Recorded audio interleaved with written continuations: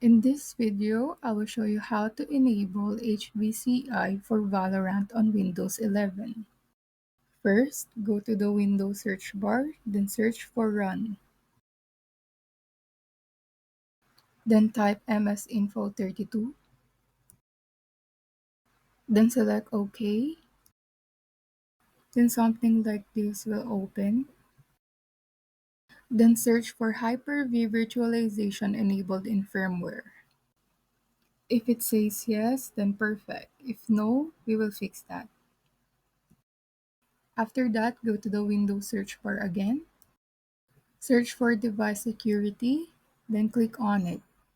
Now click the core isolation details. Then turn on the memory integrity. Then if it's turned on, turn it off again and turn it on. Then restart your PC. Then you can now open your Valorant.